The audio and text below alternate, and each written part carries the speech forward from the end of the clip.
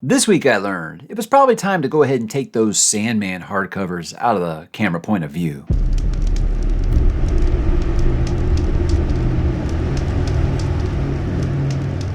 Hey, what's up, bookworms? Mike back with another weekly update. We're about halfway point of January already. It's already just breezing right by, and I've actually gotten quite ahead of my reading schedule, and things are going just swimmingly. Swimmingly, that is the word of the day here. Swimmingly. Go ahead and write that one down. I think we've all used it, probably not correctly, but we've all used it many time. Let's go ahead and talk about what am I reading, guys. I finished The Crown Tower, book one of Rhaegar Chronicles by Michael J. Sullivan. Sully, writing, Royce and Hadrian, just does not seem to miss. I think that every Royce and Hadrian book so far has been a blast. I mean, think about even my least favorite Royce and Hadrian book, which was Emerald Crown, I think, was more of a nautical thing than it was a Michael J. Sullivan thing. That was just a nautical fantasy is tough for me.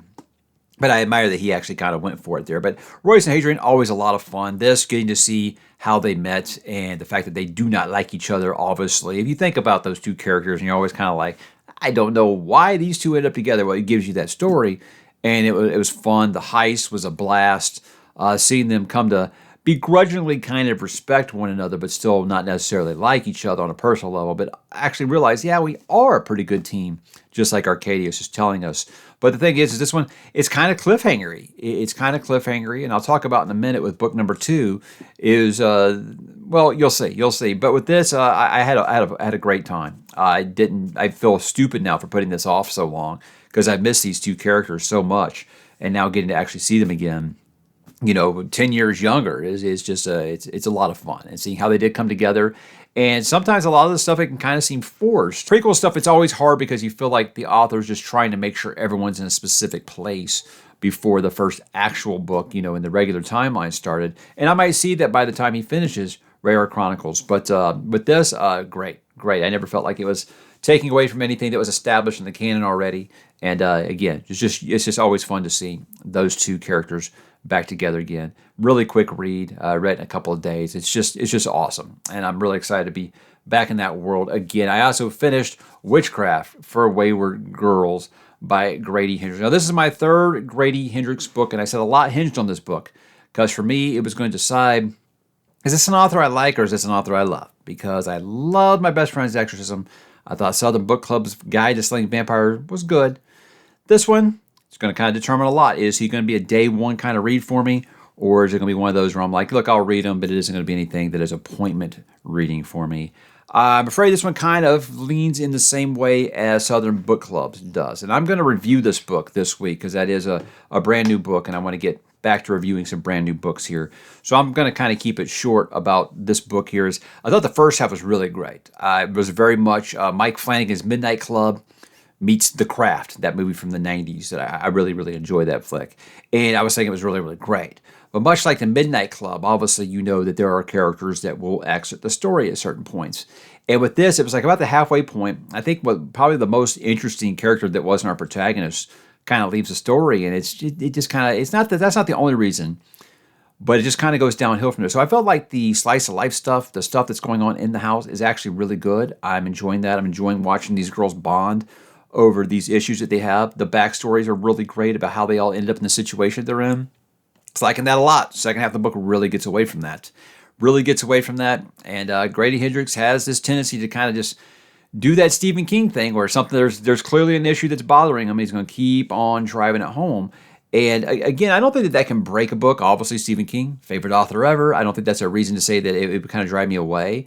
But it's the second book in a row now where it feels like he lost focus, and he just lost what was driving the book for me. Just doesn't become the main plot anymore, and I don't know. Again, it just kind of loses its way. So I struggle to call this like necessarily a bad book because it's not. I mean, I enjoy the story.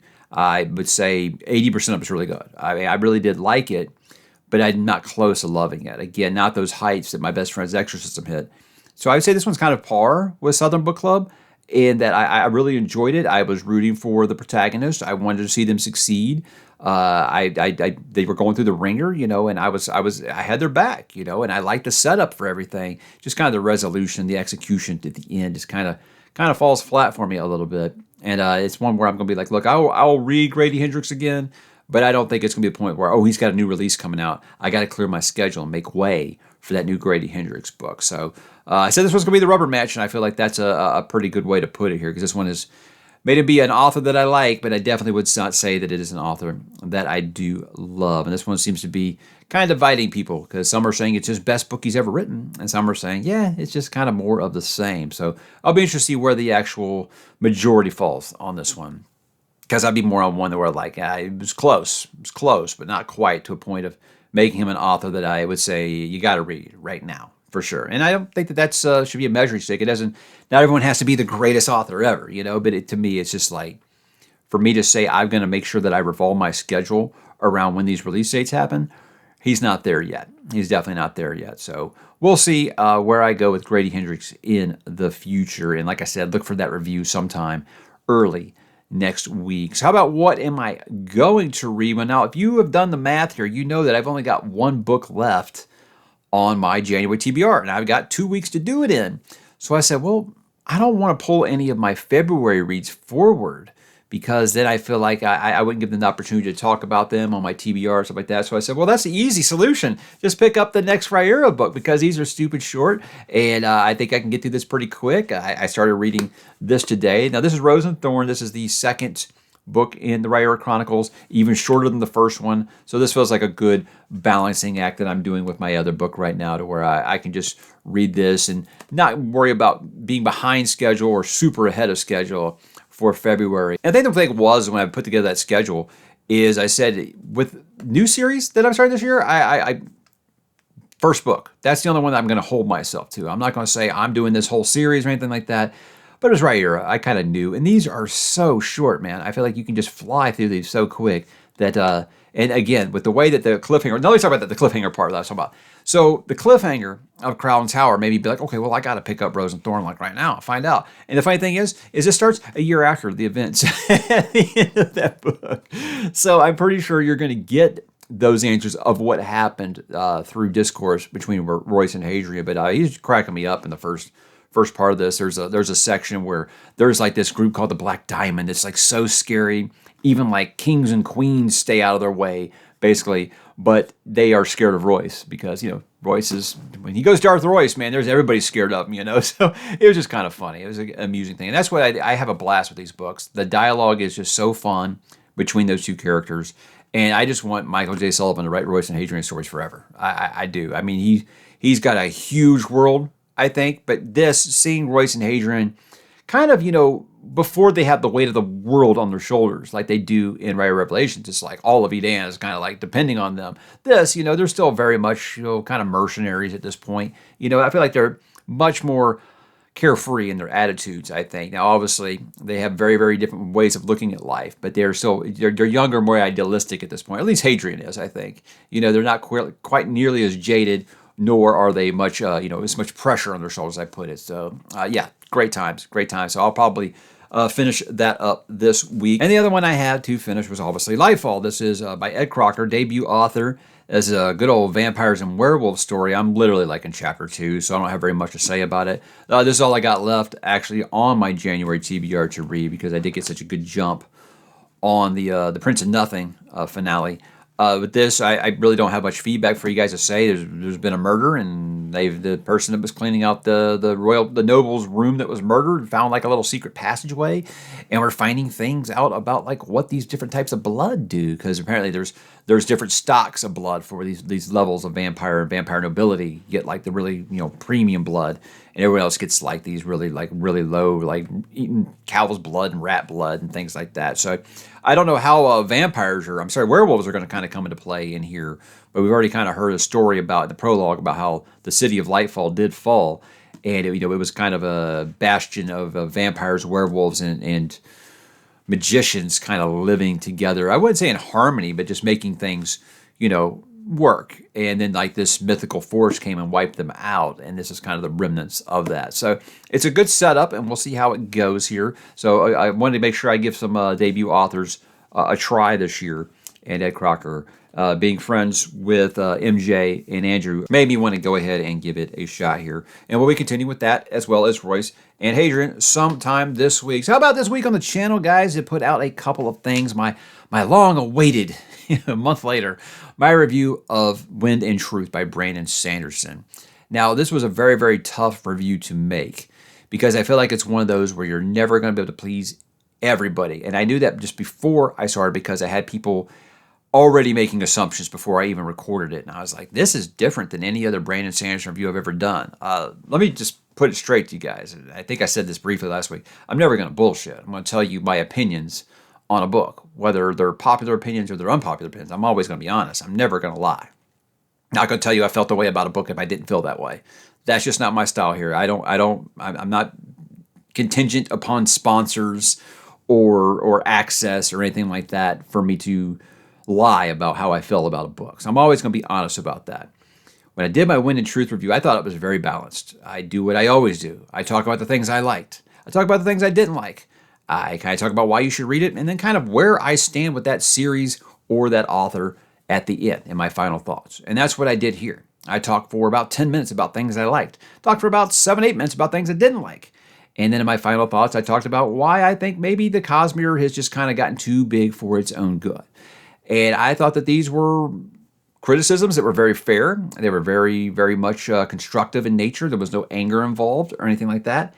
And the thing was, I thought for sure this would be like Rhythm of War, and I would have the Sandersonians like coming at me in full force. No, apparently in the comments section of that video, they're upset that I wasn't more negative, you know. And I'm like, I don't understand. First of all, I'm not that channel. I'm not that channel who sits here and just spews negativity. I'm not going to do that. I think that when you review a book, you owe everyone a balanced review, you know, and tell them, here's what I liked, here's what I didn't like. And that's what I did, you know, and I talked about, hey, this feels like it's turning into the MCU Phase 4, you know, where there's just, you got to watch the Disney Plus stuff to really enjoy all the MCU movies now. That's kind of how the ℙ𝕦𝕣𝕠𝕜 is starting to feel. And it was like, I just don't know that I'm going to be continuing. Still think Brandon Sanderson's a great author. I'll still read some of his stuff. But I'm not quite sure what people were looking for in that review that I didn't say, because I didn't say it with a stab in the gut and a smile. I don't really know. Again, you might be new here. That's just not my style. I'm going to be fair with my criticism, and I'm never going to be malicious with it. So I'm not sure what you guys were looking for there. I'm sorry that maybe we have different opinions on things. I don't know. But I mean, I said I thought it was a very mixed review, and it was. I was very, very mixed on the book, and I thought I was very clear with that. But again, I'm surprised about the vibe shift from the Rhythm of War review to the Wind and Truth review, where if I was critical on anything, man, I was a heathen, you know? And now you're not being vicious enough. So I don't know if it's just like the Sanderson haters or people that feel burned or are just really, really looking for blood right now. There's plenty of reviews out there that are doing that, and you can find those quite easily. Again, I hope you guys did enjoy it. I think hopefully the majority did enjoy the review. Yeah, it was very, very surprising to me. It's been a very, very interesting week in that regard. And as with all things, I hope you will read the book and decide for yourself. Don't take my word for it. I always tell you, you know, this is what I thought, but I want you to read it yourself and make your own decision. Don't just kind of go lockstep with me. But interesting reactions to that video. I haven't even had time to go through all of the comments yet because it's just so wild. And then I put out my 2025 reading goals. It was just kind of my way of saying, hey, let's step out of 2024 into 2025. Some things I'm going to be changing, the way that I track things. People all the time ask how I keep organized, and I was real surprised about the reaction to be showing my Excel templates, you know, of how I keep track of all my books and stuff like that. But again, it's just like kind of refocusing your goals, kind of looking at things the way I usually do things, or some things that maybe fell off last year that I can kind of improve upon. It's just one of those ways that I get organized, you know, and I don't look at this. Everybody always tells me, you know, just read what you want. Don't feel like you got to be a slave to some TBR or something. I don't think organization's, you know, slavish devotion. I really enjoy being organized, you know. That's why I work in finance. It helps me to make a schedule. I know not everybody's wired that way, and I get it. So that's what that video was just me talking about how I do it. And some ways I think that, you know, hey, you can check this out. You know, I talk about the Fable reading app in there. They could try it because we're always trying to find a replacement for Goodreads, because Goodreads is that thing where it's like Netflix. It's so big and you'd like to find a replacement, but nothing's just quite ready to take the crown from it yet. That's kind of how it feels. So we're always in that search for the next replacement. That's kind of how it feels with Goodreads and anything else. Storygraph had some neat things, but didn't quite put it over the top for me to quit Goodreads.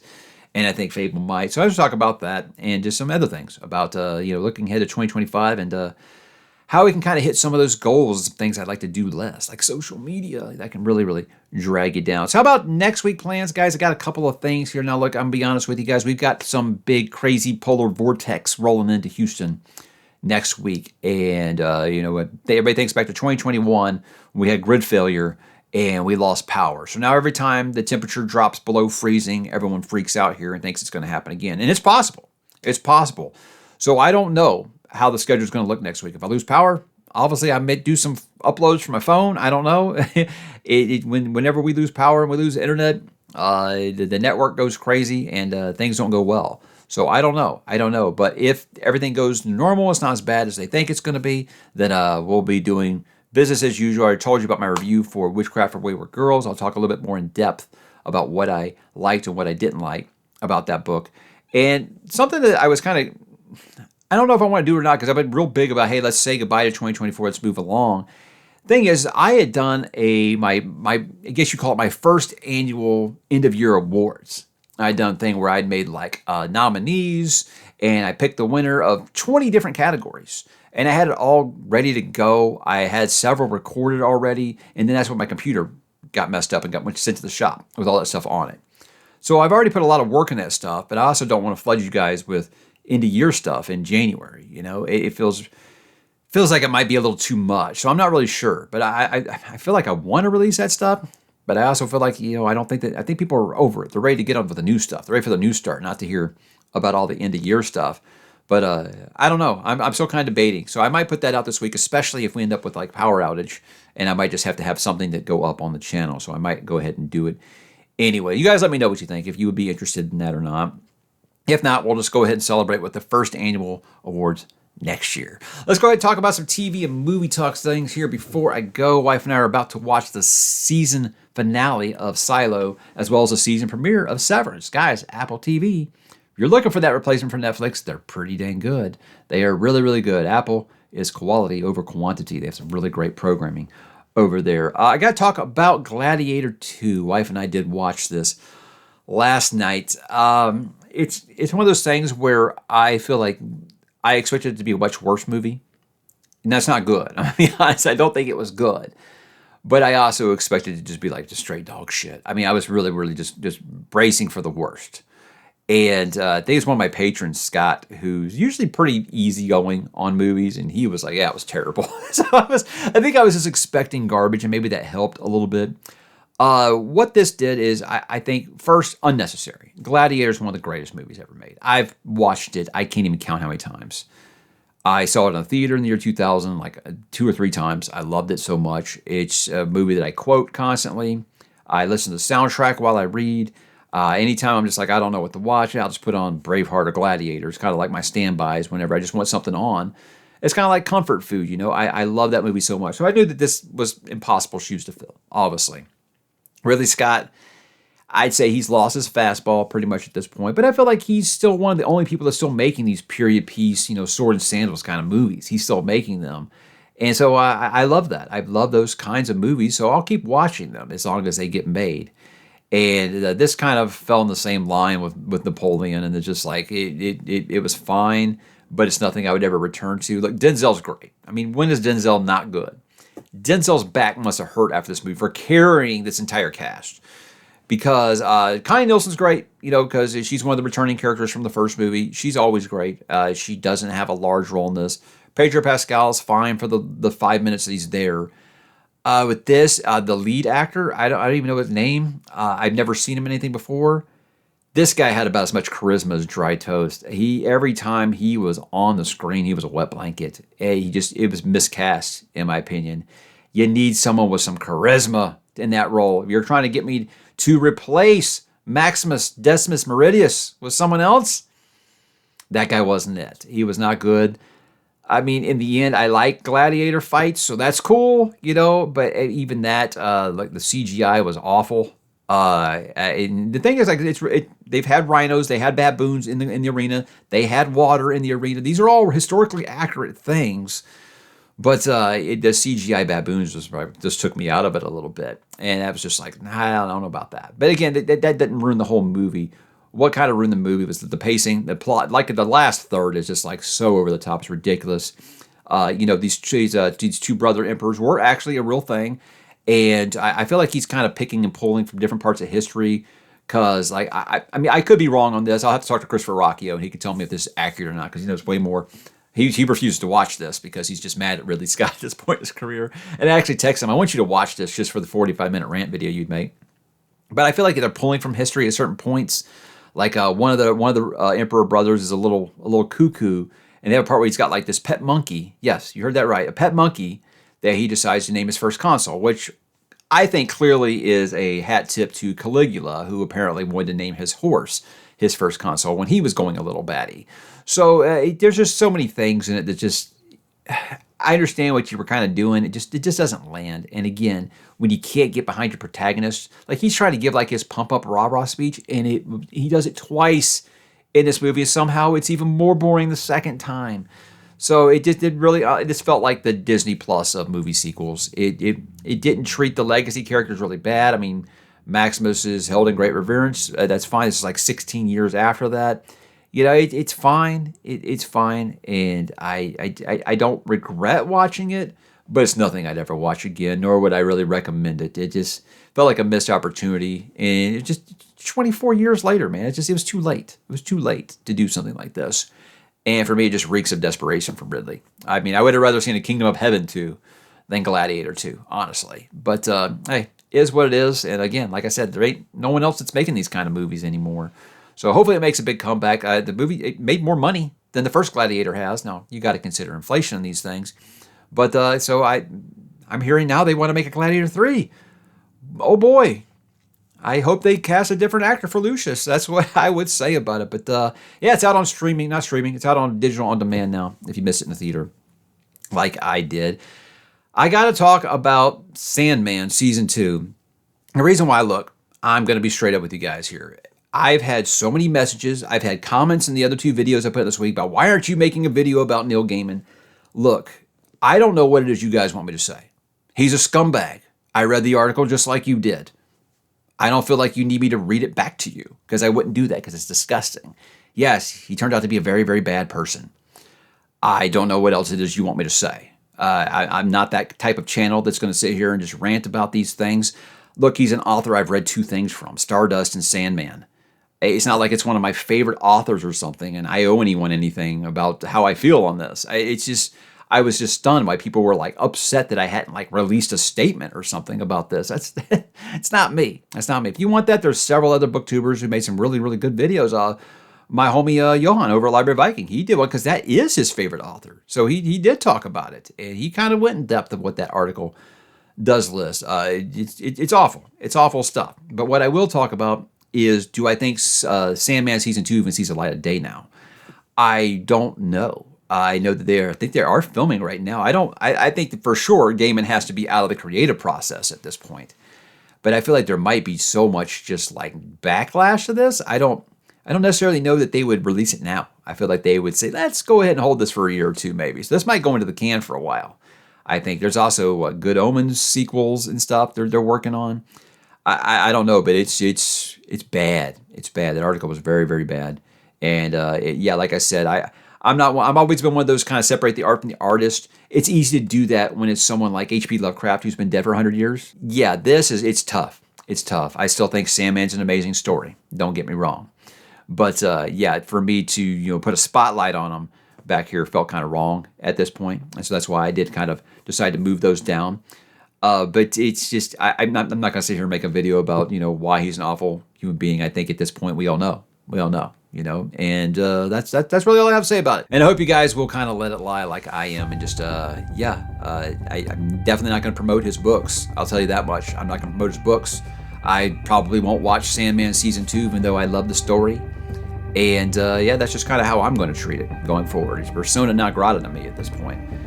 But again, that's the end. That's the end of the subject. I'm going to move along now. and just say, hey, we're going to go watch Silo and Severance now and have a great night. So why don't you guys go ahead and drop in the comments. Let me know what you are up to. What are you watching? What are you reading? What are you listening to? What are you playing? And I will talk to you there. Have a great weekend.